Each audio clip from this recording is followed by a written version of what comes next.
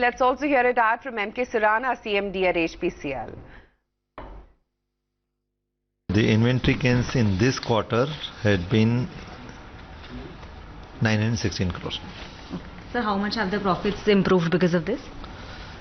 No, see, if you see the EBITDA has, this will add to the profit definitely. So if you would have seen the numbers, our EBITDA is better than the last year.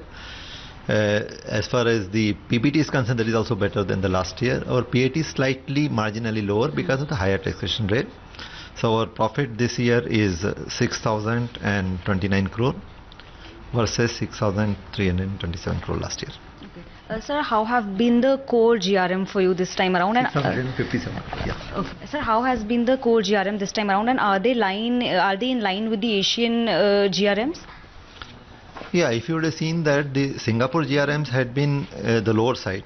So our gross GRM, the reported GRM is $5.01 as compared to $7.4 last year. And the lower GRM was basically because of lower cracks. In fact, the product cracks were lower in almost all the products except HSD and fuel oil. There was a higher cost of the average cost of the crude oil, so the fuel and loss value will be higher, and the exchange rate losses. These are basically it. Sir, how have your marketing margins improved this quarter? Marketing margins had been reasonable. Okay, sir, have you been holding back on product prices, and will you now pass them on to the consumers now that the election season is almost over? Elections are over yesterday. Let's see that. Yes. So, will you pass on the prices on to the consumers? So we have a methodology of determining the domestic prices based on the international pricing, exchange rate, and our assessment of the past and the future prices. And one thing is that when we calculate daily product to daily domestic price to daily international prices, but actually we are buying the crude at certain rate, then we are converting to this. So we may have their assessment of that also. Sir, how will be the crude sourcing be from now on, and especially given the situation in Iran? So are you planning to diversify on that? No, we already have got multiple sources of buying, and we had been buying. In our crude basket, the Iran crude is not very high quantity. So those options we already have got. So we had been buying from multiple sources and will continue to buy. So I don't see any issue as far as supply part is concerned. So what are the other sources that you're buying from apart from Iran?